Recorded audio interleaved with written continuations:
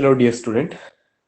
Last class we are discussing regarding about this particular topic, that is hire purchase installment system. On the basis of that we are discussing about the problems, that is the journal entries and the different ledger entry under the hire purchase and installment system. Now we are going to discuss the next problems on a hire purchase installment system. Okay, so previous classes we are discussing about how to solve the journal entries, how to prepare the ledger entries. All that we will be discussed in the previous classes, and now we are going to discuss the another problems on hire purchase and installment system. So here Mahesh purchased one machinery from HMT Limited on hire purchase system on 1/1/2015. The terms of payment are follows. First, cash price of the machinery was rupees 5,04,000. Amount paid on signing the contract is rupees 1,35,000. That means it is an advance amount, that is 1,35,000. The total cash price of the machinery is 5,04,000. ನಮಗೆ ಇಲ್ಲಿ ಮಷಿನರಿಯ real prices 5,04,000 ಇದೆ. Next advance amount 1,35,000 ಅವರು down payment ಆಗಿ provide ಮಾಡ್ತಾರೆ. The next one is balance amount paid in 3 equal installments of rupees 1,35,000 each on 31st December every year. So every year in ಮಾಡ್ತಾನೆ ಅವನು instalment amount ಅಂತ ಬಿಟ್ಟು 1,35,000 ಅನ್ನ provide ಮಾಡ್ತಾನೆ. Interest charged on outstanding balances was 5% per annum, and also they are providing the interest on cash prices, that is 5%. Then depreciation was charged at 20% per annum under reducing balance methods, right? So reducing balance method ಅಲ್ಲಿ 20% depreciations ಅನ್ನ charges ಮಾಡ್ತಾರೆ. Prepare necessary ledger accounts in the books of Mahesh books ಅಲ್ಲಿ ನೀವು account ಅನ್ನ prepare ಮಾಡಿ, ledger ಅನ್ನ prepare ಮಾಡಿ ಅಂತ ಕೊಡ್ತಾ ಇದ್ದಾರೆ. Here the Mahesh is mister vendors, right? The HMT company will be purchasing the machineries. So the cost of the machinery is 5,04,000. Advance payment by the purchaser is 1,35,000, and the installment amount also 1,35,000 for every year, and also the total interest charges is 5% and the depreciation charges is 20% on reducing balance methods. Now we are going to prepare the interest, how to calculate the interest and also the depreciation, right? So after that we will be pass that into the ledger entries. ನಮಗೆ interest ಮತ್ತು depreciation calculate ಮಾಡಿ ಆದ್ಮೇಲೆ ledger ಎಂಟ್ರಿಗೆ ಅದನ್ನ pass ಮಾಡಬೇಕು. Ledger ಎಂಟ್ರಿಗೆ pass ಮಾಡಬೇಕು ಅಂತ ನಿಮಗೆ journal entries ಗೊತ್ತಿರಬೇಕು. ಜರ್ನಲ್ ಎಂಟ್ರೀಸ್ ನಿಮ್ಗೆ ಆಲ್ರೆಡಿ ಗೊತ್ತಿದೆ, ಯಾಕಂತಂದ್ರೆ ನಾನು ಅಲ್ಲಿ ಫಾರ್ಮೆಟ್ ಅನ್ನು ಕೂಡ ಕೊಟ್ಟಿದ್ದೀನಿ ಮತ್ತು ಕೆಲವೊಂದಿಷ್ಟು ಪ್ರಾಬ್ಲಮ್ ಅನ್ನು ಕೂಡ ಸಾಲ್ವ್ ಮಾಡಿದ್ದೀನಿ. ಆ ಬೇಸಿಸ್ ಅಲ್ಲಿ ನೀವು ಜರ್ನಲ್ ಎಂಟ್ರೀಸ್ ಅನ್ನು ಮಾಡ್ಕೊಂಡು ಲೆಡ್ಜರ್ ಎಂಟ್ರಿ ಮಾಡಬಹುದು. ಅದರ್ವೈಸ್ ನಿಮ್ಗೆ ಈಸಿಯಾಗಿ ಕೂಡ ಅಂಡರ್ಸ್ಟ್ಯಾಂಡ್ ಆಗುತ್ತೆ ಅಂತಂದ್ರೆ ಡೈರೆಕ್ಟ್ ಆಗಿ ಲೆಡ್ಜರ್ ಎಂಟ್ರಿನೂ ಕೂಡ ನೀವು ಮಾಡಬಹುದು. There is no problem. But exam ಗಳಲ್ಲಿ ನಾವು ಜರ್ನಲ್ ಎಂಟ್ರೀಸ್ ಅನ್ನು ಮಾಡಿರೋದಿಲ್ಲ, ಲೆಡ್ಜರ್ ಎಂಟ್ರಿ ಮಾಡಬೇಕಾಗುತ್ತೆ. ಬಟ್ ಈ ಟೈಮ್ ಅಲ್ಲಿ ನಿಮ್ಗೆ ಯಾವುದೇ ರೀತಿಯಲ್ಲೂ ಕೂಡ ಈ ರೀತಿ ಬಿಗ್ ಪ್ರಾಬ್ಲಮ್ ನಾವು ಪ್ರೊವೈಡ್ ಮಾಡೋದಿಲ್ಲ. ಬಟ್ ನಿಮ್ಗೆ ಏನ್ ಕೊಡ್ತಾರೆ ಅಂತಂದ್ರೆ ಮಲ್ಟಿಪಲ್ ಚಾಯ್ಸ್ ಕ್ವಶನ್ ಅನ್ನ ಕೊಡಬಹುದು. ಆದ್ರೆ ಈ ಒಂದು ಇಂಟ್ರೆಸ್ಟ್ ಕ್ಯಾಲ್ಕುಲೇಷನ್, ಡಿಪ್ರಿಸಿಯೇಷನ್ ಕ್ಯಾಲ್ಕುಲೇಷನ್ ಗಳ ಬಗ್ಗೆ ಕೂಡ ಕೆಲವೊಂದಿಷ್ಟು ಸ್ಮಾಲ್ ಪ್ರಾಬ್ಲಮ್ ಅನ್ನು ಕೊಟ್ಬಿಟ್ಟು ಅದಕ್ಕೆ ನಿಮಗೆ ಮಲ್ಟಿಪಲ್ ಚಾಯ್ಸ್ ಅಂತ ಆನ್ಸರ್ ಅನ್ನ ಕೂಡ ಪ್ರೊವೈಡ್ ಮಾಡಬಹುದು. Like that they have to providing that questions on question papers. So here the solution is there. So how to preparing the calculation of interest and installment, cash and depreciation, right? So first of all, here we need the columns. First year column, installment, interest, principal, outstanding or cash prices and depreciation. This much of the column is required. That is 1, 2, 3, 4, 5, 6. 6 column is required. The first column is year, second column is installment, third column interest, fourth is principal, fifth is price, and sixth one is depreciation columns. First of all, year 1/1/2015, the installment is given by the purchaser to the hire vendors. That is installment. So 1,35,000 installment ಅನ್ನು ಕೊಡ್ತಾ ಇದ್ದಾನೆ. Down payment ಅನ್ನು ಕೊಡ್ತಾ ಇದ್ದಾನೆ. DP means down payment. So ಅದರಲ್ಲಿ down payment ಗಳಿಗೆ ಯಾವುದೇ ರೀತಿ ಕೂಡ ನಾವು ಇಂಟ್ರೆಸ್ಟ್ ಹಾಕ್ಲಿಕ್ಕೆ ಆಗೋದಿಲ್ಲ. ಯಾಕಂತಂದ್ರೆ ಡೌನ್ ಪೇಮೆಂಟ್ ಅನ್ನ ಯಾವಾಗ ನಾವು ಮಷಿನರಿನ ಪರ್ಚೇಸ್ ಮಾಡ್ತಾ ಇದೀವಿ ಅದೇ ದಿನದಲ್ಲಿ ನಾವು ಡೌನ್ ಪೇಮೆಂಟ್ ಅನ್ನು ಪ್ರೊವೈಡ್ ಮಾಡ್ಬಿಡ್ತೀವಿ. ಸೊ ಯಾವುದೇ ರೀತಿ ಕೂಡ ಇಂಟ್ರೆಸ್ಟ್ ನ ಕೊಡೋದಿಲ್ಲ. ಬಟ್ 1 day ಲೇಟ್ ಆಗಿದ್ರು ಕೂಡ ನಾವು ಅಲ್ಲಿ ಇಂಟ್ರೆಸ್ಟ್ ಅನ್ನ ಪ್ರೊವೈಡ್ ಮಾಡ್ಬೇಕಾಗುತ್ತೆ. ಸೊ ಸೇಮ್ ಡೇ ಅಲ್ಲಿ ಪರ್ಚೇಸ್ ಮಾಡ್ತಿರೋದ್ರಿಂದ ನಾವು ಯಾವುದೇ ರೀತಿ ಕೂಡ ಅಲ್ಲಿ ಇಂಟ್ರೆಸ್ಟ್ ಅನ್ನ ಪ್ರೊವೈಡ್ ಮಾಡೋದಿಲ್ಲ. Then principal amount, that is 1,35,000. ಅಂದ್ರೆ ಟೋಟಲ್ ಕ್ಯಾಶ್ ಪ್ರೈಸ್ ಎಷ್ಟಿದೆ 5,04,000 ಮಷಿನರಿಯ ಕಾಸ್ಟ್. ಅದರಲ್ಲಿ ಡೌನ್ ಪೇಮೆಂಟ್ ಅಂತ ಹೇಳಿ 1,35,000 ಪ್ರೊವೈಡ್ ಮಾಡಿದ್ವಿ. That is also called as principal amount. ಅದು ಟೋಟಲ್ ಪ್ರಿನ್ಸಿಪಲ್ ಅಮೌಂಟ್ ಅನ್ನ ಕೊಟ್ಟಂಗಾಗುತ್ತೆ. ಇಂಟ್ರೆಸ್ಟ್ ಅದರಲ್ಲಿ ಇನ್ಕ್ಲೂಡೆಡ್ ಆಗಿರೋದಿಲ್ಲ. ಸೊ 1,05,000 ಕ್ಯಾಶ್ ಪ್ರೈಸ್ ಅಲ್ಲಿ 1,35,000 ಡೌನ್ ಪೇಮೆಂಟ್ ಕೊಟ್ಟಾಗ ರಿಮೈನಿಂಗ್ ಬ್ಯಾಲೆನ್ಸ್ ಎಷ್ಟು ಉಳಿಯುತ್ತೆ ನಾವು ಕೊಡಬೇಕಾಗಿರೋದು 3,69,000 cash price remaining. So first ನಾವು ಡಿಪ್ರಿಸಿಯೇಷನ್ ಕ್ಯಾಲ್ಕುಲೇಟ್ ಮಾಡೋದಿಲ್ಲ ಓಪನಿಂಗ್ ಡೇಟ್ ಅಲ್ಲಿ, ಯಾವಾಗ್ಲೂ ಕೂಡ 31st ಅಲ್ಲಿ ಅಂದ್ರೆ ಕ್ಲೋಸಿಂಗ್ ಡೇಟ್ ನಾವು ಡಿಪ್ರಿಸಿಯೇಷನ್ ಕ್ಯಾಲ್ಕುಲೇಟ್ ಮಾಡಬೇಕು. ಸೊ ಡಿಪ್ರಿಸಿಯೇಷನ್ ಕ್ಲೋಸಿಂಗ್ ಡೇಟ್ ಅಲ್ಲಿ ಕ್ಯಾಲ್ಕುಲೇಟ್ ಮಾಡಿದ್ರೆ ಆಯ್ತು. ಸೊ ಫಸ್ಟ್ ನಾವು ಡೌನ್ ಪೇಮೆಂಟ್ ಕೊಟ್ಟಾಗ ಕೊಡಬೇಕಾದಂತ 5,04,000 ಅಲ್ಲಿ ಡೌನ್ ಪೇಮೆಂಟ್ ಅನ್ನ ನಾವು ಏನ್ ಮಾಡಿರ್ತೀವಿ ಈಗ ಡಿಡಕ್ಟ್ ಮಾಡಿರ್ತೇವೆ, right. So remaining amount is 3,69,000 we have to pay to the higher vendors. Got it? Now 31st/12/2015, right? So installment amount, now the installment will be started. The previous that we are providing the down payment, but now we are providing the installment amount to the higher vendors. So first installment is paid by the higher purchaser is 1,35,000 at the end of the year. End of the yearly first ಏನ್ ಕೊಡ್ತಾರೆ ಅಂತಂದ್ರೆ down payment ಅನ್ನು provide ಮಾಡಿದ್ದಾರೆ first opening date ಅಲ್ಲಿ, closing date ಅಲ್ಲಿ instalment ಅನ್ನು provide ಮಾಡ್ತಾ ಇರೋದ್ರಿಂದ ಸೊ ಟೋಟಲ್ ಎಷ್ಟು ಕೊಡಬೇಕಿತ್ತು 3,69,000 ರಿಮೈನಿಂಗ್ ಬ್ಯಾಲೆನ್ಸಸ್ ಇದೆ. ಅದರಲ್ಲಿ ಫಸ್ಟ್ ಇವಾಗ 1,35,000 ಪ್ರೊವೈಡ್ ಮಾಡ್ತಾ ಇದ್ದಾರೆ. So we have to calculate the interest calculated on cash prices, that is remaining cash prices ಗಳ ಮೇಲೆ ನಾವೀಗ ಇಂಟ್ರೆಸ್ಟ್ ಅನ್ನ ಕ್ಯಾಲ್ಕುಲೇಟ್ ಮಾಡ್ಲಿಕ್ಕೆ ಇರುತ್ತೆ, right.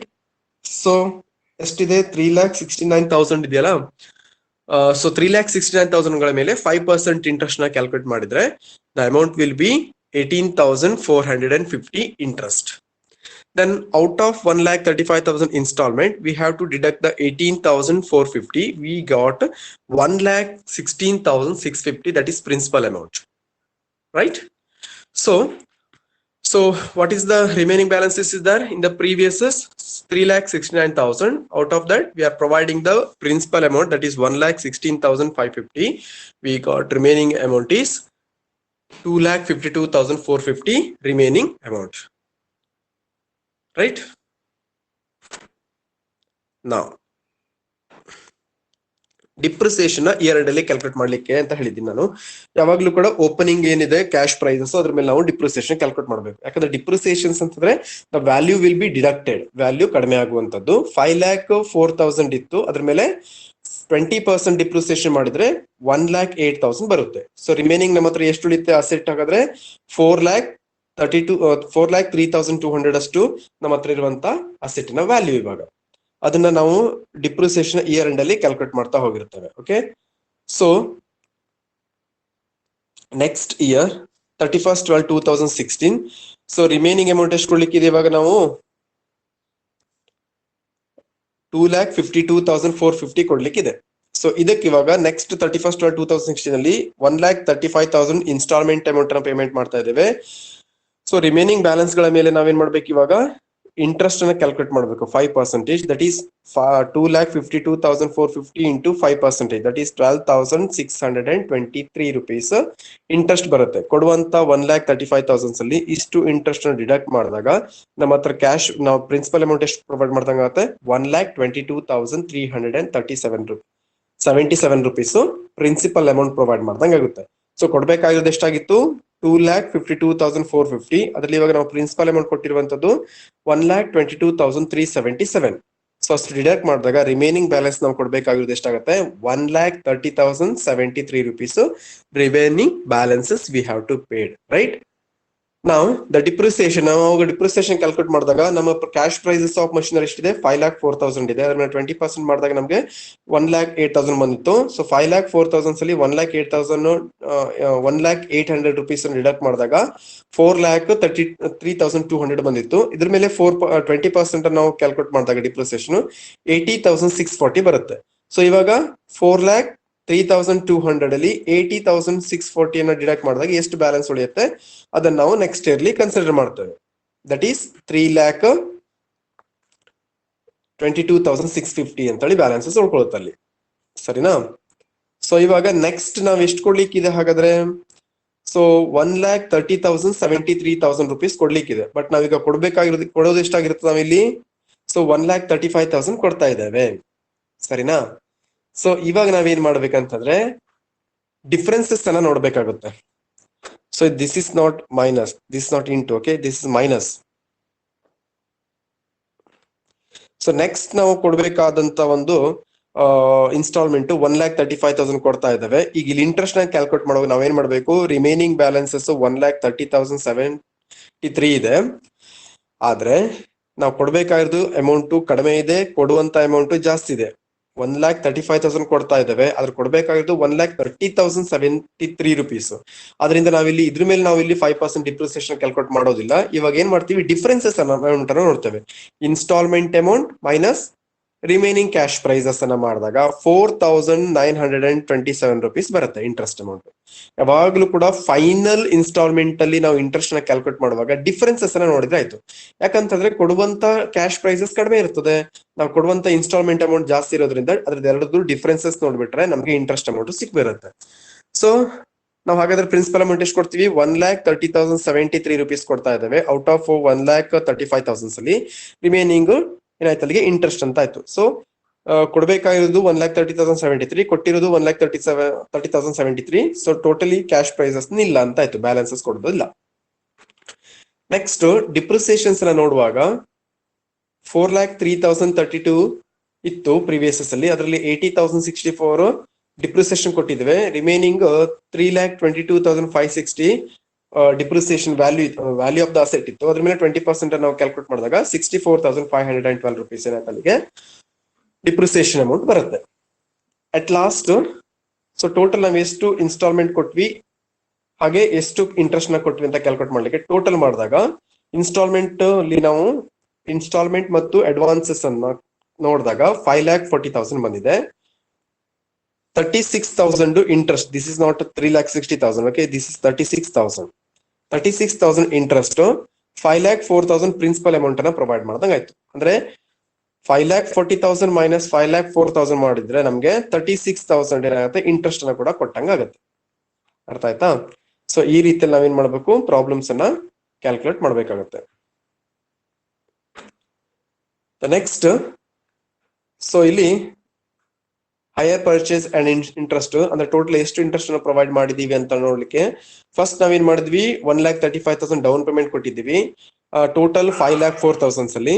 So interest instalment 3 instalment ಕೊಟ್ಟಿದ್ದೀವಿ. ದಟ್ ಈಸ್ 1,35,000 ಇಂಟು 3 ಲೆಕ್ಕದಲ್ಲಿ ಕೊಟ್ಟಾಗ 4,05,000 ನಾವು ಟೋಟಲಿ ಇನ್ಸ್ಟಾಲ್ಮೆಂಟ್ ಅಂತ ಕೊಟ್ಟಿದ್ವಿ. ಹಾಗಾದ್ರೆ ಟೋಟಲ್ ಕೊಟ್ಟಿರುವಂತ ಅಮೌಂಟ್ ಎಷ್ಟಲ್ಲಿಗೆ 1,35,000 ಪ್ಲಸ್ 4,05,000 ಟೋಟಲ್ 5,40,000 ಟೋಟಲ್ ನಾವು ಕೊಟ್ಟಂಗಾಯ್ತು. ಕ್ಯಾಶ್ ಪ್ರೈಸ್ ಆಕ್ಚುಲಿ ಎಷ್ಟಿತ್ತು ಮಷಿನರಿದು 5,04,000 ಇದೆ. ಸೊ ಇಂಟ್ರೆಸ್ಟ್ ನಾವು ಕೊಟ್ಟಿರುವಂತ ಟೋಟಲ್ ಇಂಟ್ರೆಸ್ಟ್ 36,000 ಟೋಟಲ್ ಇಂಟ್ರೆಸ್ಟ್ ಅನ್ನ ಪ್ರೊವೈಡ್ ಮಾಡ್ದಂಗ ಆಯ್ತು ಅಲ್ಲಿಗೆ. ರೈಟ್. ನೆಕ್ಸ್ಟ್ ಇವಾಗ ಲೆಡ್ಜರ್ ಎಂಟ್ರಿನ ಪ್ರಿಪೇರ್ ಮಾಡುವಂತದ್ದು. ಮಷಿನರಿ ಅಕೌಂಟ್ ಅನ್ನ ಪ್ರಿಪೇರ್ ಮಾಡುವಾಗ ಫಸ್ಟ್ ಏನ್ ಮಾಡ್ತೀವಿ ಅಂತಂದ್ರೆ ನಾವಲ್ಲಿ ಮಷಿನರಿ ಅಕೌಂಟ್ ಅಂದ್ರೆ ಪರ್ಚೇಸ್ ಮಾಡುವಾಗ ನಾವೇನ್ ಮಾಡಿರ್ತೀವಿ ಅಲ್ಲಿ ಅಮೌಂಟ್ ಡ್ಯೂ ಅಂತ ಹೇಳಿರುತ್ತೆ. ಅವಾಗ ಏನಾಗುತ್ತೆ, asset account debited to vendors account ಅಂತ ಆಗುತ್ತೆ. ನೆಕ್ಸ್ಟ್ ವೆಂಡರ್ಸ್ ಅಕೌಂಟ್ ಗೆ ನಾವು ಕ್ಯಾಶ್ ಕೊಡುವಾಗ vendors account debited to cash account ಅಂತ ಆಗುತ್ತೆ. ಸೊ ಲೈಕ್ ದಟ್ ಫಸ್ಟ್ ನಾವು ಡೌನ್ ಪೇಮೆಂಟ್ ಅನ್ನ ಪ್ರೊವೈಡ್ ಮಾಡ್ಲಿಕ್ಕೆ ಇರುವಾಗ machinery account debited to vendors account ಅಂತ ಆಗುತ್ತೆ. Therefore first here is machinery account debited to hire vendors account, that is 1,35,000 ನಾವು provide ಮಾಡುವಂತದ್ದು. ನೆಕ್ಸ್ಟ್ ಕ್ಯಾಶ್ ಅನ್ನು ಪ್ರೊವೈಡ್ ಮಾಡ್ತೇವೆ. ಸೊ ಅವಾಗ ಏನಾಗುತ್ತೆ, ಮಷಿನರಿ ಬಂದಿರುತ್ತೆ, ವೆಂಡರ್ಸ್ ಗೆ ನಾವು ಕ್ಯಾಶ್ ಕೊಟ್ಟಿರಿದಾಗ vendors account debited to cash account ಅಂತ ಆಗಿರುತ್ತೆ.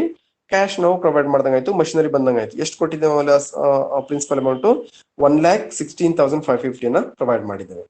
Sir at the end of the year ನಾವೇನ್ ಕೊಟ್ಟಿರ್ತೇವೆ, ಡಿಪ್ರಿಸಿಯೇಷನ್ ಮಾಡಿರ್ತೇವೆ. ಸೊ ಆಗ depreciation account debited to asset account ಅಂತ ಆಗಿರುತ್ತೆ. Therefore, asset ಅಂದ್ರೆ machinery account is credited by depreciation account. So ಈ ಕಡೆ ಹೈಯೆಸ್ಟ್ ಇರುತ್ತೆ ಡೆಬಿಟ್ ಸೈಡ್ ಅಲ್ಲಿ, ಟೋಟಲ್ ಮಾಡ್ಬಿಟ್ಟು ಈ ಕಡೆ ಟೋಟಲ್ ಮಾಡಿರ್ತೀವಿ. ಡಿಫರೆನ್ಸಸ್ ಅಮೌಂಟ್ ನೋಡಿದಾಗ ನಮ್ಗೆ 1,50,750 ರುಪೀಸ್ ಡಿಫರೆನ್ಸಸ್ ಅಮೌಂಟ್ ಬರುತ್ತೆ. ಅದು ಬ್ಯಾಲೆನ್ಸ್ ಕ್ಯಾರಿ ಡೌನ್ ಅಂತ ಆಗುತ್ತೆ. ಇದೇ ಬ್ಯಾಲೆನ್ಸಸ್ ಅನ್ನ ನೆಕ್ಸ್ಟ್ ಇಯರ್ ನಾವು ಬ್ಯಾಲೆನ್ಸ್ ಬ್ರಾಡ್ ಡೌನ್ ಅಂತ ತಗೊಳ್ತೇವೆ. ಅಗೇನ್ ಮತ್ತೇನ್ ಮಾಡ್ತೀವಿ ಅಲ್ಲಿ ಕ್ಯಾಶ್ ಪೇಮೆಂಟ್ ಮಾಡ್ತೀವಿ, ಅಂದ್ರೆ ಪ್ರಿನ್ಸಿಪಲ್ ಅಮೌಂಟ್ ಅನ್ನು ಪ್ರೊವೈಡ್ ಮಾಡ್ತೀವಿ. ಆಗ machinery account debited to vendors account ಅಂತ ಆಗತ್ತೆ ಅಲ್ಲಿಗೆ. ಸೊ 1,22,377 ರುಪೀಸ್ ಅನ್ನ ಪ್ರಿನ್ಸಿಪಲ್ ಅಮೌಂಟ್ ಪ್ರೊವೈಡ್ ಮಾಡಿದಾಗ ಆಯ್ತು. ಅಟ್ ದ ಎಂಡ್ ಮತ್ತೆ ಡಿಪ್ರಿಸಿಯೇಷನ್ ಕ್ಯಾಲ್ಕುಲೇಟ್ ಮಾಡ್ತೇವೆ. So that is depreciation account is debited to machinery account. Therefore machinery account ನಾವು ಪ್ರಿಪೇರ್ ಮಾಡ್ತಿರುವಾಗ machinery account is created by depreciation account. Again ನಾವು total ಮಾಡ್ತೀವಿ. ಈ ಕಡೆ ಸೇಮ್ ಹೈಯೆಸ್ಟ್ ಇದೆ ಟೋಟಲ್ ಡಿಫರೆನ್ಸಸ್ ಅಮೌಂಟ್ 1,92,487 ರುಪೀಸ್ ನಮಗೆ differences ಬಂತು. ಅದೇ ಅದನ್ನ ಕ್ಲೋಸಿಂಗ್ ಬ್ಯಾಲೆನ್ಸಸ್ ಆಗಿ ತೋರಿಸಿದ್ವಿ. ನೆಕ್ಸ್ಟ್ ಇರೋದು ಓಪನಿಂಗ್ ಬ್ಯಾಲೆನ್ಸಸ್ ಆಗುತ್ತೆ. ಅಗೇನ್ ಲಾಸ್ಟ್ ಇಯರ್ ನಾವೇನ್ ಮಾಡ್ತೀವಿ ಅಂತಂದ್ರೆ ಮತ್ತೆ ಪ್ರಿನ್ಸಿಪಲ್ ಅಮೌಂಟ್ ಅನ್ನು ಪ್ರೊವೈಡ್ ಮಾಡಿದಾಗ machinery account debited to hire vendors account. So hire vendors account ಗೆ ಕ್ಯಾಶ್ ಕೊಟ್ಟಿರ್ತೇವೆ, ದಟ್ ಈಸ್ 1,30,073. ಸೊ ಈ ಅಮೌಂಟ್ ಅನ್ನ ನಾವಿಲ್ಲಿ ಮೆನ್ಷನ್ ಮಾಡ್ತೇವೆ. ಅಗೇನ್ ಮತ್ತೆ ಡಿಪ್ರಿಸಿಯೇಷನ್ ಎಂಡ್ ಅಲ್ಲಿ ಕ್ಯಾಲ್ಕುಲೇಟ್ ಮಾಡಿದಾಗ machinery account is credited by depreciation account. Then last total ಮಾಡ್ತೇವೆ, ಈ ಕಡೆ ಟೋಟಲ್ ಹೈಯೆಸ್ಟ್ ಅನ್ನು ಬರೀತೇವೆ. ಡಿಫರೆನ್ಸಸ್ ಅಮೌಂಟ್ ನಮಗೆ 2,58,048. ಇದು ಲಾಸ್ಟ್ ನಮಗೆ ಉಳ್ಕೊಂಡಿರುವಂತ ಒಂದು ಮಷಿನರಿಯ ವ್ಯಾಲ್ಯೂ 2017 ಆದ್ಮೇಲೆ. ಸೊ ಲಾಸ್ಟ್ ನಮ್ಮ ಹತ್ರ ಉಳ್ಕೊಂಡಿರುವಂತ ಮಷಿನರಿ ವ್ಯಾಲ್ಯೂ ಎಷ್ಟು ಅಂತ 2,58,048. ಸಪೋಸ್ ಇವಾಗ ನಾವು ಮಷಿನರಿನ ಸೇಲ್ ಮಾಡ್ಬೇಕು ಅಂತಂದ್ರೆ 2,58,048 ನಾವು ಸೇಲ್ ಮಾಡ್ಬೇಕಾಗತ್ತೆ, ಬಿಕಾಸ್ ಡಿಪ್ರಿಸಿಯೇಷನ್ ವ್ಯಾಲ್ಯೂ ಎಲ್ಲ ಕ್ಯಾಲ್ಕುಲೇಟ್ ಮಾಡಿರ್ತೇವೆ. So machinery account is completed. Next interest account. Interest account ಅನ್ನು ಮಾಡುವಾಗ ನಾವೇನ್ ಮಾಡ್ತೀವಿ, interest account is debited to hire vendors account. ಆಮೇಲೆ ಅದನ್ನ ಪಿ ಅಂಡ್ ಎಲ್ ಅಕೌಂಟ್ ಗೆ ಟ್ರಾನ್ಸ್ಫರ್ ಮಾಡಿರ್ತೇವೆ. ಸೊ ಆಗ P and L account is debited to interest account ಅಂತ ಆಗಿರುತ್ತೆ. ಬಟ್ ನಾವಿಲ್ಲಿ ಕ್ಯಾಲ್ಕುಲೇಟ್ ಮಾಡುವಂತದ್ದು interest account. Interest account is created by P and L account ಅಂತ ಆಗ್ತಾ ಹೋಗುತ್ತೆ. ಸೊ ಎಲ್ಲ ಇಯರ್ ಎಂಡ್ ಅಲ್ಲಿ ನಾವು ಹೈಯರ್ ವೆಂಡರ್ಸ್ ಗಳಿಗೆ ನಾವೇನ್ ಮಾಡ್ತೀವಿ ಅಂತಂದ್ರೆ ಪ್ರೊವೈಡ್ ಮಾಡ್ತಾ ಹೋಗ್ತೇವೆ ಇಂಟ್ರೆಸ್ಟ್ ನ. ಹೈಯರ್ ವೆಂಡರ್ಸ್ ಕೊಡೋದ್ರಿಂದ ಇಂಟ್ರೆಸ್ಟ್ ನಮ್ಗೆ ಲಾಸಸ್ ಆಗುತ್ತೆ ಆಸ್ ದ ಪರ್ಚೇಸರ್ಗೆ ಇಂಟ್ರೆಸ್ಟ್ ಲಾಸ್ ಆಗೋದ್ರಿಂದ interest account debited to hire vendors account ಅಂತ ಆಗ್ತಾ ಹೋಗುತ್ತೆ. So first interest account debited to hire vendors account. So that is 18,450. End ಅಲ್ಲಿ ಪಿ ಅಂಡ್ ಎಲ್ ಅಕೌಂಟ್ ಗೆ ಇಂಟ್ರೆಸ್ಟ್ ನ ಟ್ರಾನ್ಸ್ಫರ್ ಮಾಡ್ತೀವಿ. Like that we have to calculate the interest account. ಅದೇ ರೀತಿಯಲ್ಲಿ vendors account debit ಮಾಡ್ಬಿಟ್ಟು interest account debit ಮಾಡ್ಬಿಟ್ಟು vendors account create ಮಾಡ್ತೇವೆ. End ಅಲ್ಲಿ ಇಂಟ್ರೆಸ್ಟ್ ಅನ್ನ ಪಿ ಅಂಡ್ ಎಲ್ ಅಕೌಂಟ್ ಗೆ ಟ್ರಾನ್ಸ್ಫರ್ ಮಾಡ್ತಾ ಹೋಗಿರ್ತೇವೆ. ಸೊ ಈ ರೀತಿ ಪ್ರಾಬ್ಲಮ್ ನಿಮಗೆ ಪ್ರಿವಿಯಸ್ ಅಲ್ಲಿ ಮಾಡಿದ್ದೀನಿ ನಾನು. ಆ ಬೇಸಿಸ್ ಅಲ್ಲಿ ನೀವು ಮಾಡ್ಕೊಳ್ತಾ ಹೋಗ್ಬೋದು. ಮತ್ತೆ ಅದ್ರದ್ದು ಫಾರ್ಮೇಟ್ ಅನ್ನು ಕೂಡ ಕೊಟ್ಟಿದ್ದೇನೆ. ಆ ಫಾರ್ಮೇಟ್ ನೋಡ್ಕೊಂಡು ಕೂಡ ನೀವು ಪ್ರಾಬ್ಲಮ್ ನ ಮಾಡಬಹುದು. There is no problem. So same ಎಂಟ್ರಿಗಳು ಪಾಸ್ ಆಗ್ತಾ ಹೋಗುತ್ತೆ, ಅಮೌಂಟ್ ಮಾತ್ರ ಚೇಂಜಸ್ ಆಗ್ತಾ ಹೋಗುತ್ತೆ. ಅಮೌಂಟ್ ಅಂತಂದ್ರೆ ಇಂಟ್ರೆಸ್ಟ್ ಅಮೌಂಟ್ ಗಳನ್ನ ಮಾಡ್ತಾ ಹೋಗುವಂತ. ಇದೇ ರೀತಿಯಲ್ಲಿ ಡಿಪ್ರಿಸಿಯೇಷನ್ ಕೂಡ ಹಾಗೆ ಇರ್ತದೆ. ಸೇಮ್ ಡಿಪ್ರಿಸಿಯೇಷನ್ ಕೂಡ ಎಂಟ್ರಿ ಸೇಮ್ ಇರುತ್ತೆ, ಅಮೌಂಟ್ ಮಾತ್ರ ಎವ್ರಿ ಇಯರ್ ಚೇಂಜಸ್ ಆಗ್ತಾ ಹೋಗುವಂತದ್ದು. Right. Then HMT limited account, that is vendors account ಅಂತ ನಾವು ತಗೋತೀವಿ ಇಲ್ಲಿ. So vendors account debited to cash account ಅಂತ ಆಗಿರುತ್ತೆ. ವೆಂಡರ್ಸ್ ನಾವು ಅಮೌಂಟ್ ಅನ್ನ ಕೊಟ್ಟಿರ್ತೇವೆ, ಕ್ಯಾಶ್ ಬಿಸ್ನೆಸ್ ನಮ್ ಬಿಸ್ನೆಸ್ ಹೋಗಿರ್ತದೆ, ಕ್ಯಾಶ್ ಅಕೌಂಟ್ ಕ್ರೆಡಿಟ್ ಆಗುತ್ತೆ. Every time cash account credit ಆಗಿರುತ್ತದೆ.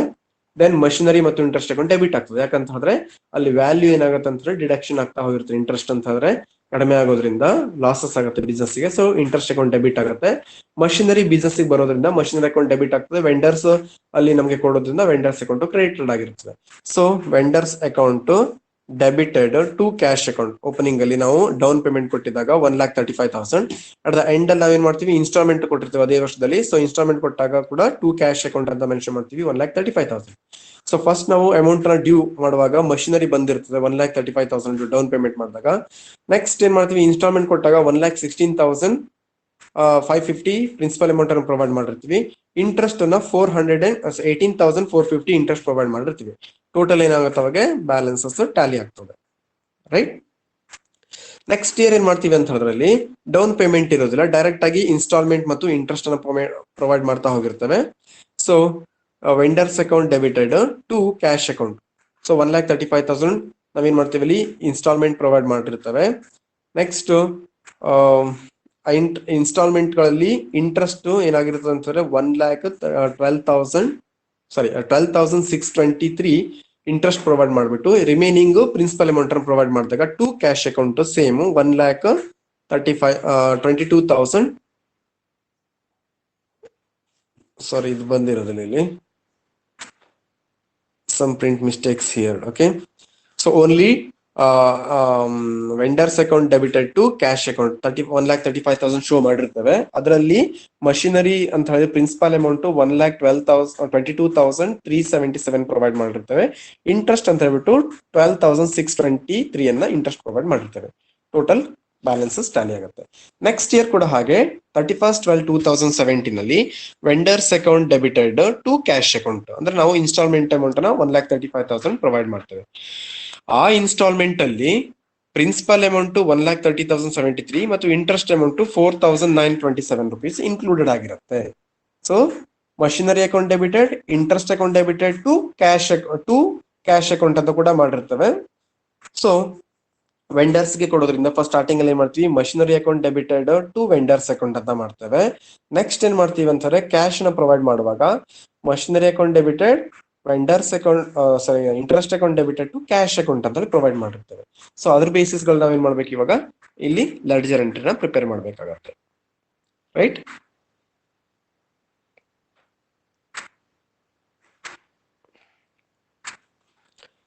ನೆಕ್ಸ್ಟ್ ಡಿಪ್ರಿಸಿಯೇಷನ್ ಕ್ಯಾಲ್ಕುಲೇಟ್ ಮಾಡುವಾಗ ಸೇಮ್ ಎಂಟ್ರಿಗಳು ಪಾಸ್ ಆಗ್ತಾ ಹೋಗುತ್ತೆ. ನಾನು ಹೇಳಿದ್ದೀನಿ ನಿಮಗೆ depreciation account debited to machinery account ಅಂತ ಆಗುತ್ತೆ. ಅಟ್ ದ ಎಂಡ್ ಅಲ್ಲಿ P&L ಅಕೌಂಟ್ ಗೆ ಟ್ರಾನ್ಸ್ಫರ್ ಮಾಡುವಾಗ profit and loss account debited to depreciation account ಅಂತ ನಾವು ಪ್ರಿಪೇರ್ ಮಾಡಿರ್ತೇವೆ, ರೈಟ್. ಸೊ ಅದೇ ರೀತಿಯಲ್ಲಿ ಎವ್ರಿ ಇಯರ್ ಏನಾಗುತ್ತೆ, ಇಯರ್ ಎಂಡ್ ಅಲ್ಲಿ depreciation account debited to machinery account ಅಂತ ಆಗಿರುತ್ತೆ.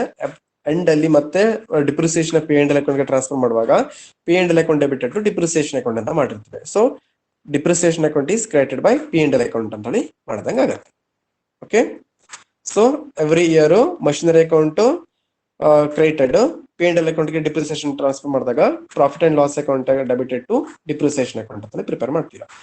ಸೊ ಎಂಟ್ರೀಸ್ ಗಳು ಸೇಮ್ ಇರುತ್ತೆ, ಬಟ್ ಅಮೌಂಟ್ ಮಾತ್ರ ಚೇಂಜಸ್ ಆಗ್ತಾ ಹೋಗುವಂತದ್ದು. Like that you have to prepare the depreciation accounts.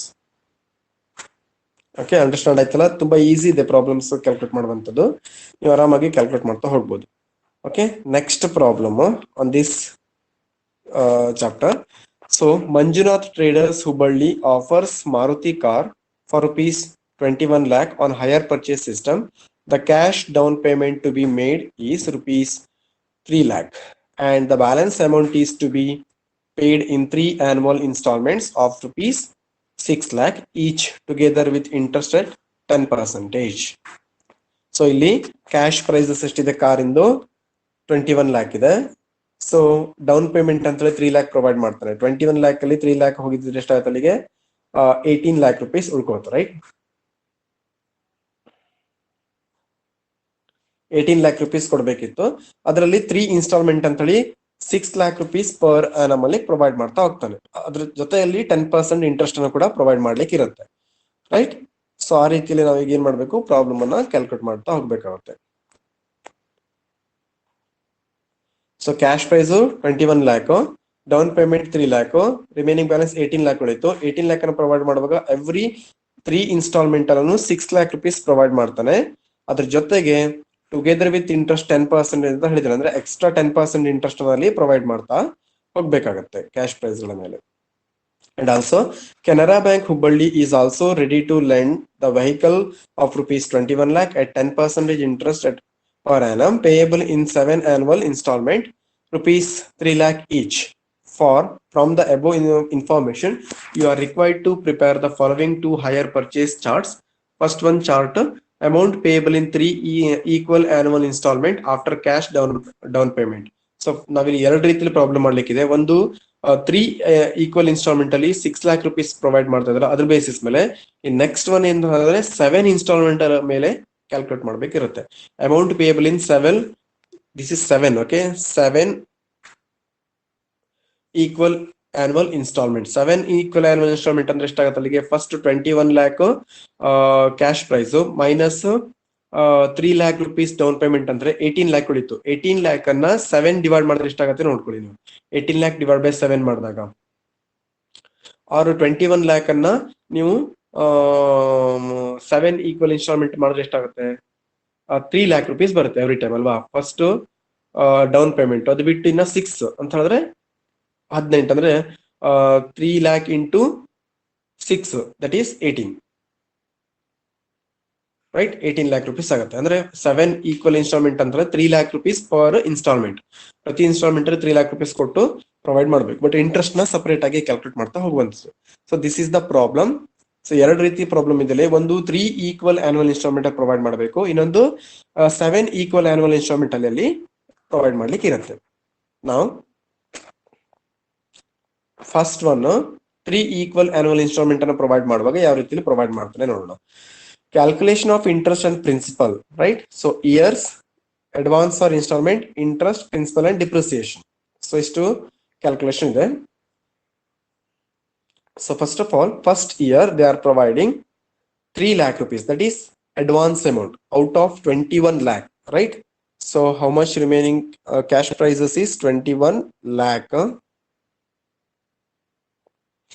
Okay, 21 lakh cash price. So out of that, they are providing 3 lakh rupees. The principal amount also provided by the higher purchaser is 3 lakh rupees. Same as the advance amount will be converted as principal amount. The remaining balances is how much?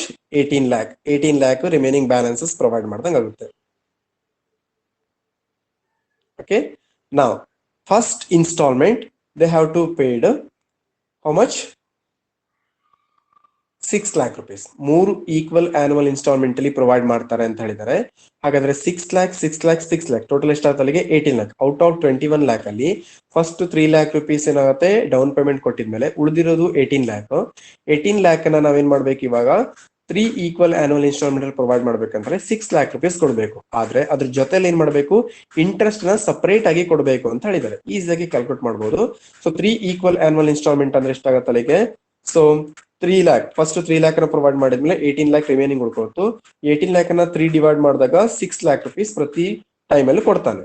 So ಈಗ ಏನ್ ಮಾಡ್ಬೇಕು 18 lakh ಮೇಲೆ ನಾವು 5% interest ನ calculate ಮಾಡ್ಬೇಕು. Interest ನಮಗೆ 5% ಹೇಳಿದಾರಲ್ಲ, ಸಾರಿ 10% interest ಹೇಳಿದ್ದಾರೆ.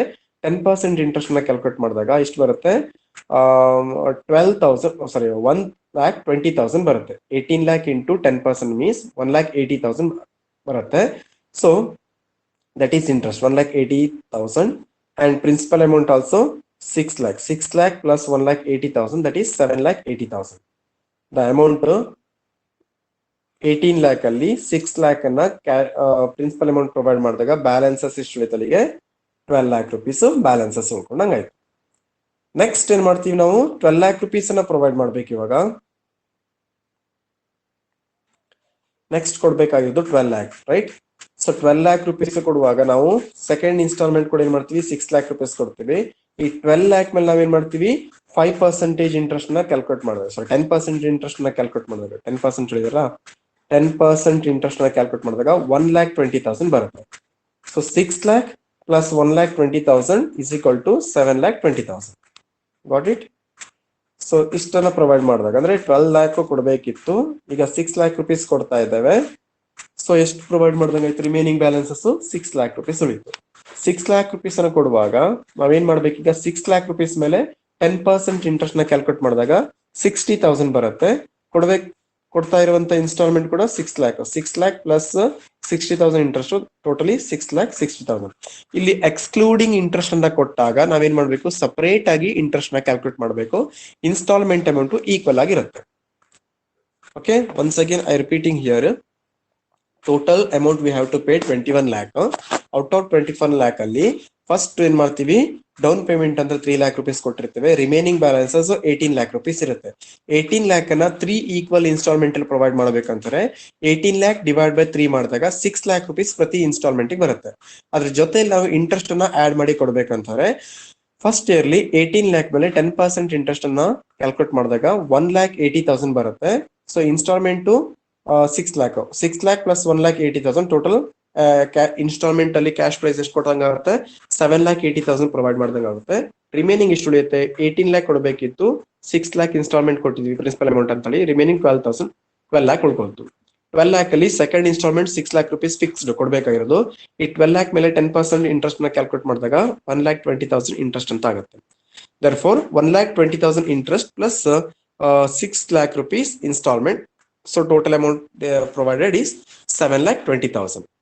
Then the last amount remaining is total 12 lakh ಅಲ್ಲಿ 6 lakh rupees ಪ್ರೊವೈಡ್ ಮಾಡಿದ್ವಿ, ಬ್ಯಾಲೆನ್ಸಸ್ 6 lakh rupees ಉಳ್ಕೊಂಡಿದೆ. 6 lakh ಮೇಲೆ 10% ಇಂಟ್ರೆಸ್ಟ್ ನ ಕ್ಯಾಲ್ಕುಲೇಟ್ ಮಾಡಿದಾಗ 60,000 ಬರುತ್ತೆ. So 6 lakh plus 60,000, therefore 6,60,000 we have a nil balances. ನಾವು ಕೊಟ್ಟಿರುವಂತ 6,60,000 ಅದರಲ್ಲಿ 60,000 interest, 6 lakh principal amount, total balances nil ಅಂತ ಆಯ್ತು. ಟೋಟಲ್ ಪ್ರೊವೈಡ್ ಮಾಡಿರುವಂತದ್ದು 21 lakh ಕೊಡಬೇಕಾಗಿದ್ದಾಗ ನಾವು ಕೊಟ್ಟಿರೋದಷ್ಟೀಗ 24,60,000 ಪ್ರೊವೈಡ್ ಮಾಡಿದ್ವಿ. ಅದರಲ್ಲಿ 3,60,000 interest, 21 lakh principal amount provide ಮಾಡ್ದಂಗ ಆಯ್ತು. ಸರಿನಾ? ಸೊ ಒಂದು ಕಂಪ್ಲೀಟ್ ಆಯ್ತು. Second one 7 equal annual instalment ಅಲ್ಲಿ ಪ್ರೊವೈಡ್ ಮಾಡ್ಲಿಕ್ಕೆ ಹೇಳಿದ್ದಾರೆ. ಸೊ ಇವಾಗ ಹೇಗೆ ಪ್ರಾಬ್ಲಮ್ ಅನ್ನ ಕ್ಯಾಲ್ಕುಲೇಟ್ ಮಾಡ್ಬೇಕು ಅಂತ ಹೇಳಿದ್ರೆ ಟೋಟಲ್ ಕ್ಯಾಶ್ ಪ್ರೈಸ್ ನಾವ್ ಎಷ್ಟು ಕೊಡ್ಬೇಕಾಗಿರೋದು 21 lakh ಪ್ರೊವೈಡ್ ಮಾಡಬೇಕು, ರೈಟ್? ಸೊ ಫಸ್ಟ್ ನಾವೇನ್ ಮಾಡ್ತೀವಿ ಬಿಗಿನಿಂಗ್ ಅಲ್ಲಿ ಇನ್ಸ್ಟಾಲ್ಮೆಂಟ್ ಅಲ್ಲಿ ಅಡ್ವಾನ್ಸ್ ಅಮೌಂಟ್ ಅನ್ನ ಕೊಡಬೇಕು ಅಂತ ಹೇಳಿದ್ರಲ್ಲ ಅವರು. So 3 lakh rupees advance amount ಅನ್ನ ಕೊಡಬೇಕಿತ್ತು, ಬಟ್ 7 ಈಕ್ವಲ್ ಆನ್ಯುವಲ್ ಇನ್ಸ್ಟಾಲ್ಮೆಂಟ್ ಅಲ್ಲಿ ಪ್ರೊವೈಡ್ ಮಾಡ್ಬೇಕಂತಂದ್ರೆ 21 lakh ಕೊಡ್ಬೇಕಾಗಿರೋದು 21 lakh ಡಿವೈಡೆಡ್ ಬೈ 7 ಅಂತ ಮಾಡಿದಾಗ ಎಷ್ಟಾಯ್ತು ಅಲ್ಲಿಗೆ 3 lakh rupees ಬರುತ್ತೆ, ರೈಟ್. 3 lakh ಇಂಟು 7 ಮಾಡಿದಾಗ 21 lakh ಬಂತು. ಅಂದ್ರೆ ಎವ್ರಿ ಪ್ರಿನ್ಸಿಪಲ್ ಅಮೌಂಟ್ ಎಷ್ಟಾಯ್ತು ಅಲ್ಲಿಗೆ 7 ಈಕ್ವಲ್ ಆನ್ಯುವಲ್ ಇನ್ಸ್ಟಾಲ್ಮೆಂಟ್ ಅಲ್ಲಿ 7 ಇನ್ಸ್ಟಾಲ್ಮೆಂಟ್ ಅಂತಂದ್ರೆ 3 lakh rupees ಪ್ರತಿ ವರ್ಷ ನಾವು ಕೊಡ್ಬೇಕಾಗಿರೋದು ಅಂತ ಆಯ್ತು. ಇವಾಗ ಎಕ್ಸ್ಕ್ಲೂಡಿಂಗ್ ಅದಕ್ಕೆ ಇಂಟ್ರೆಸ್ಟ್ ಅನ್ನ ಆಡ್ ಮಾಡ್ತಾ ಹೋಗಿದ್ರೆ ಆಯ್ತು, ಮತ್ತೇನಿಲ್ಲ. ಸೊ ನಾವೇನು ಪ್ರತಿ ವರ್ಷದಲ್ಲಿ 3 lakh rupees ಕೊಟ್ಟಾದ್ಮೇಲೆ ಉಳ್ಕೊಂಡಿರುತ್ತೆ amount, principal amount sorry cash price, ಆ ಕ್ಯಾಶ್ ಪ್ರೈಸ್ ಮೇಲೆ 10% ಇಂಟ್ರೆಸ್ಟ್ ನ ಕ್ಯಾಲ್ಕುಲೇಟ್ ಮಾಡ್ತಾ ಹೋಗಿದ್ರೆ ಆಯ್ತು. ಅದನ್ನ ಇಂಟ್ರೆಸ್ಟ್ ಅನ್ನ ಪ್ರಿನ್ಸಿಪಲ್ ಅಮೌಂಟ್ ಗೆ ಆಡ್ ಮಾಡ್ಬಿಟ್ರೆ ಅದು ಟೋಟಲ್ ಇನ್ಸ್ಟಾಲ್ಮೆಂಟ್ ಅಮೌಂಟ್ ಅಂತ ಆಗುತ್ತೆ ಅಷ್ಟೇ. That is the problem. ಈಗ ಇದು ಗೊತ್ತಾಯ್ತಲ್ಲ, principal amount 7 equal annual instalment total 21 lakh divide by 7 ಮಾಡಿದಾಗ 3 lakh rupees ಎವ್ರಿ ಇಯರ್. ಈಗ ಫಸ್ಟ್ 21 lakh rupees ಕೊಡಬೇಕು, ಅದ್ರ ಮೇಲೆ ನಾವೇನ್ ಮಾಡ್ತೀವಿ ಅಂತಂದ್ರೆ 10% ಇಂಟ್ರೆಸ್ಟ್ ಅನ್ನ ಕ್ಯಾಲ್ಕುಲೇಟ್ ಮಾಡಿದಾಗ ಇಷ್ಟು ಬರುತ್ತೆ, 2,10,000 ಬರುತ್ತೆ. Interest 2,10,000 plus 3 lakh principal amount total ಎಷ್ಟು ಪ್ರೊವೈಡ್ ಮಾಡಿದಾಗ ಆಗುತ್ತೆ 5,10,000. ಸೊ 21 lakh ಅಲ್ಲಿ ನಾವೆಷ್ಟು ಕೊಟ್ಟಿವಿ ಇವಾಗ 3 lakh rupees ಮಾತ್ರ ಪ್ರಿನ್ಸಿಪಲ್ ಅಮೌಂಟ್ ಕೊಟ್ಟಂಗಾಯ್ತು. ರಿಮೈನಿಂಗ್ ಬ್ಯಾಲೆನ್ಸ್ ಎಷ್ಟು ಉಳ್ಕೊಳ್ಳುತ್ತೆ 18 lakh. ನೆಕ್ಸ್ಟ್ 18 lakh ಮೇಲೆ 10% ಅನ್ನ ಇಂಟ್ರೆಸ್ಟ್ ಕ್ಯಾಲ್ಕುಲೇಟ್ ಮಾಡಿದಾಗ 1,80,000 ಬರುತ್ತೆ. ಸೊ ಕೊಡ್ಬೇಕಾದಂತ ಇನ್ಸ್ಟಾಲ್ಮೆಂಟ್ ಎಷ್ಟಿತ್ತು ನಾವು 3 lakh. 3 lakh plus 1,80,000 therefore 4,80,000. 18 lakh ಅಲ್ಲಿ 3 lakh rupees instalment ಕೊಟ್ಟಿದ್ಮೇಲೆ ಉಳ್ಕೊಂಡಿರೋದು 15 lakh. 15 lakh ಮೇಲೆ 10% ಇಂಟ್ರೆಸ್ಟ್ ನ ಕ್ಯಾಲ್ಕುಲೇಟ್ ಮಾಡಿದಾಗ 1,50,000 ಬರುತ್ತೆ. Instalment 3 lakh. 3 lakh plus 1,50,000 total 4,50,000 instalment ಅಂತ ಕೊಡ್ತಾ ಇದ್ದೇವೆ. ಸೊ 15 lakh ಅಲ್ಲಿ 3 lakh ನ ಪ್ರಿನ್ಸಿಪಲ್ ಅಮೌಂಟ್ ಕೊಟ್ಟಾದ್ಮೇಲೆ ಉಳ್ಕೊಂಡಿರೋದು 12 lakh. ಅಗೈನ್ 12 lakh ಮೇಲೆ ನಾವೇನ್ ಮಾಡ್ತೀವಿ ಇವಾಗ 10% ಇಂಟ್ರೆಸ್ಟ್ ನ ಕ್ಯಾಲ್ಕುಲೇಟ್ ಮಾಡಿದಾಗ 1,20,000 ಬರುತ್ತೆ. 7 ಈಕ್ವಲ್ ಆನ್ಯುವಲ್ ಇನ್ಸ್ಟಾಲ್ಮೆಂಟ್ ಅಲ್ಲಿ 3 lakh rupees ಕೊಡ್ತಾ ಇದ್ದೇವೆ. 3 lakh plus 1,20,000 totally 4,20,000. So 12,000 minus 3 lakh is equal to 9 lakh. Again 9 lakh into 10% is 90,000 interest. So 3 lakh installment, 3 lakh plus 90,000, 3 lakh 90,000. So we have 6 lakh remaining. 6 lakh ಅಲ್ಲಿ 10% interest ನ calculate ಮಾಡಿದಾಗ 60,000 ಬರುತ್ತೆ. Instalment 3 lakh ಕೊಡ್ತಾ ಇದ್ದೇವೆ. 3 lakh plus 60,000, 3,60,000. So remaining balance ಎಷ್ಟಾಗುತ್ತೆ 3 lakh ಅಲ್ಲಿ 6 lakh ಅಲ್ಲಿ 3 lakh ಅನ್ನು ಕೊಟ್ಟಾಗ ಉಳ್ಕೊಂಡದ್ದು 3 lakh. 3 lakh ಮೇಲೆ 10% ಇಂಟ್ರೆಸ್ಟ್ ಕ್ಯಾಲ್ಕುಲೇಟ್ ಮಾಡಿದಾಗ 30,000 ಬರುತ್ತೆ. ಸೊ 30 ಇನ್ಸ್ಟಾಲ್ಮೆಂಟ್ ಲಾಸ್ಟ್ ಅಲ್ಲಿ 3 lakh ಕೊಡ್ತಾ ಇದ್ದೇವೆ. 3 lakh plus 30,000 interest totally 3,30,000. Balance is nil. Got it? So total amount ಎಷ್ಟು ಕೊಟ್ಟಂಗಾಯ್ತು, ನಾವು ಕೊಡ್ಬೇಕಾಗಿರೋದು 21 lakh ಆಗಿತ್ತು, ನಾವು ಕೊಟ್ಟಿರೋದು ಎಷ್ಟು ಟೋಟಲ್ ಅಮೌಂಟ್ 29,40,000 ಅಂಡ್ ಇಂಟ್ರೆಸ್ಟ್ ಅದರಲ್ಲಿ 4,80,000 ಕೊಟ್ವಿ, ರೈಟ್. ಇನ್ಸ್ಟಾಲ್ಮೆಂಟ್ ಅಮೌಂಟ್ ಅಷ್ಟು ಸೇರ್ಬಿಟ್ಟು ನಾವೇನು ಕೊಟ್ಟಾಗಾಯ್ತು ಕ್ಯಾಶ್ ಪ್ರೈಸ್ 21 lakh ಕೊಟ್ಟಂಗ ಆಯ್ತಾನೆ. ಅಂದ್ರೆ 7 ಈಕ್ವಲ್ ಆನ್ಯುವಲ್ ಇನ್ಸ್ಟಾಲ್ಮೆಂಟ್ ಅನ್ನು ಪ್ರೊವೈಡ್ ಮಾಡ್ತಿದೀವಿ ಅಂತಂದ್ರೆ 3 lakh rupees ನಾವು ಕೊಡ್ತಾ ಹೋಗಿರ್ತೇವೆ. ನೆಕ್ಸ್ಟ್ ಡಿಮಿನಿಷಿಂಗ್ ಬ್ಯಾಲೆನ್ಸ್ ಮೆಥಡ್ ಅಲ್ಲಿ ಇಂಟ್ರೆಸ್ಟ್ ನ ಕ್ಯಾಲ್ಕುಲೇಟ್ ಮಾಡ್ತಾ ಹೋದಂಗ ಆಗತ್ತೆ. ಅಲ್ಲಿಗೆ ಏನ್ ಬ್ಯಾಲೆನ್ಸ್ ಕ್ಯಾಶ್ ಪ್ರೈಸ್ ಉಳ್ಕೊಳ್ಳುತ್ತೆ ಅದ್ರ ಮೇಲೆ 10% ನಾವೇನ್ ಮಾಡ್ತೀವಿ ಅಲ್ಲಿ ಇಂಟ್ರೆಸ್ಟ್ ನ ಕ್ಯಾಲ್ಕುಲೇಟ್ ಮಾಡಾಕ್ತಾ ಇರ್ತೇವೆ ಪ್ರತಿ ವರ್ಷ. ಇಂಟ್ರೆಸ್ಟ್ 10%, ಫಸ್ಟ್ 21 lakh ಮೇಲೆ, ನೆಕ್ಸ್ಟ್ 18 lakh ಮೇಲೆ interest, 15 lakh, 12 lakh, 9 lakh, 6 lakh, 3 lakh ಮೇಲೆ ಇಂಟ್ರೆಸ್ಟ್ ನ ಕ್ಯಾಲ್ಕುಲೇಟ್ ಮಾಡ್ಬಿಟ್ಟು 10% ಇಷ್ಟು ಮಾಡಿರ್ತೇವೆ. ಇದು ಫಿಕ್ಸ್ಡ್ ಆಗಿ ಇನ್ಸ್ಟಾಲ್ಮೆಂಟ್ ಅನ್ನು ತಗೊಂಡಿರ್ತೇವೆ 3 lakh. ಆ 3 lakh ಪ್ರಿನ್ಸಿಪಲ್ ಅಮೌಂಟ್ ಗೆ ಇಂಟ್ರೆಸ್ಟ್ ನಾವು ಕ್ಯಾಲ್ಕುಲೇಟ್ ಮಾಡಿದ್ರೆ ಪ್ಲಸ್ ಮಾಡಿದಾಗ ಈ ಇನ್ಸ್ಟಾಲ್ಮೆಂಟ್ ಅಮೌಂಟ್ ನಮಗೆ ಸಿಗತ್ತೆ, ರೈಟ್. ಸೊ ಟೋಟಲ್ 29,40,000 ಪ್ರೊವೈಡ್ ಮಾಡ್ದಂಗ ಆಯ್ತು. ಕೊಡ್ಬೇಕಾಗಿರೋದು 21 lakh ಆಗಿತ್ತು. ಸೊ 9,40,000 ಟೋಟಲ್ ಇಂಟ್ರೆಸ್ಟ್ ನಾವಿಲ್ಲಿ ಪ್ರೊವೈಡ್ ಮಾಡ್ದಂಗ ಆಯ್ತು. So like that you have to calculate the problems, right. Okay, up to here enough. So ಇಷ್ಟು ಮಾಡಿದ್ರೆ ನಿಮ್ಗೆ ಎಲ್ಲ ಪ್ರಾಬ್ಲಮ್ ಸಾಮಾನ್ಯದಲ್ಲಿ ಕವರ್ ಆದಂಗ ಆಯ್ತು. ಸೊ ನಿಮ್ಗೆ ಬೇಕಾದ್ರೆ ಹೋಮ್ವರ್ಕ್ ಬೇಕಾದ್ರೆ ಅಡ್ವಾನ್ಸ್ ಪ್ರಾಬ್ಲಮ್ ಅನ್ನ ಮತ್ತೆ ಸೆಂಡ್ ಮಾಡಿರ್ತೀನಿ. ಈ PDF ಅಲ್ಲಿ ಒಂದು ಎಕ್ಸ್ಟ್ರಾ ಹೋಮ್ವರ್ಕ್ ಪ್ರಾಬ್ಲಮ್ ಇದೆ, ಅದನ್ನ ನೀವು ಸಾಲ್ವ್ ಮಾಡಿ, ರೈಟ್. ಸೊ ಅಲ್ಲಿಗೆ ಈ ಚಾಪ್ಟರ್ ಕಂಪ್ಲೀಟ್ ಆದಂಗ ಆಗುತ್ತೆ. ಇಲ್ಲಿ ಏನೆಲ್ಲ ಇಂಟ್ರೆಸ್ಟ್, ಡಿಪ್ರಿಸಿಯೇಷನ್, ಪ್ರಿನ್ಸಿಪಲ್ ಅಮೌಂಟ್ ಅನ್ನ ಕ್ಯಾಲ್ಕುಲೇಟ್ ಮಾಡ್ಲಿಕ್ಕೆ ಇರುವಂತದ್ದು, ಜೊತೆಗೆ ಲೆಡ್ಜರ್ ಎಂಟ್ರೀಸ್ ಮತ್ತು ಜರ್ನಲ್ ಎಂಟ್ರೀಸ್ ಅನ್ನ ಕ್ಯಾಲ್ಕುಲೇಟ್ ಮಾಡ್ಲಿಕ್ಕೆ ಇರುವಂತದ್ದು ಪ್ರಾಬ್ಲಮ್ಸ್ ಅಲ್ಲಿ, ರೈಟ್. ಸೊ ಅದನ್ನೆಲ್ಲ ನೀವು ಅಟ್ಲೀಸ್ಟ್ ಪ್ರಾಬ್ಲಮ್ ಅನ್ನ ಪ್ರಾಕ್ಟೀಸ್ ಮಾಡಿದ್ರೆ ನಿಮ್ಗೆ ಅಂಡರ್ಸ್ಟ್ಯಾಂಡ್ ಆಗುತ್ತೆ ಈಸಿಯಾಗಿ. ಜೊತೆಗೆ ಮಲ್ಟಿಪಲ್ ಚಾಯ್ಸ್ ಕ್ವಶನ್ ಗೆ ಇದ್ರ ಬೇಸಿಸ್ ಮೇಲೂ ಕೂಡ ಕೆಲವೊಂದಿಷ್ಟು ಕ್ವಶನ್ಸ್ ಅನ್ನ ಹಾಕ್ತಾರೆ. ಇಂಟ್ರೆಸ್ಟ್ ಕ್ಯಾಲ್ಕುಲೇಟ್ ಮಾಡುವಂತದ್ದು, ಆಮೇಲೆ ಜರ್ನಲಿಟಿಸ್ ಅನ್ನ ಮಾಡುವಂಥದ್ದು, ಲೆಡ್ಜರ್ ಎಂಟ್ರಿಗಳಿಗೆ ಏನ್ ಎಂಟ್ರಿ ಪಾಸ್ ಆಗತ್ತೆ ಹೇಳುವಂಥದ್ದು, ಡಿಪ್ರಿಸಿಯೇಷನ್ ಹೇಗೆ ಕ್ಯಾಲ್ಕುಲೇಟ್ ಮಾಡುವಂಥದ್ದು, ಇದೆಲ್ಲವೂ ಕೂಡ ಕೊಡ್ತಾರೆ ಮಲ್ಟಿಪಲ್ ಚಾಯ್ಸ್ ಕ್ವಶನ್ ಕೂಡ. ಓಕೆ, ಅದನ್ನ ನೀವು ಈ ಪ್ರಾಬ್ಲಮ್ ಎಲ್ಲ ಪ್ರಾಕ್ಟೀಸ್ ಮಾಡಿದ್ರೆ ಮಲ್ಟಿಪಲ್ ಚಾಯ್ಸ್ ಕ್ವಶನ್ ಕೂಡ ನಿಮಗೆ ಈಸಿ ಆಗುತ್ತೆ. Okay, today is inner. We will be discussing next classes in next chapter. Next branch account ಅನ್ನ ನೆಕ್ಸ್ಟ್ ಅಲ್ಲಿ ಮಾಡೋಣ. Okay, thank you.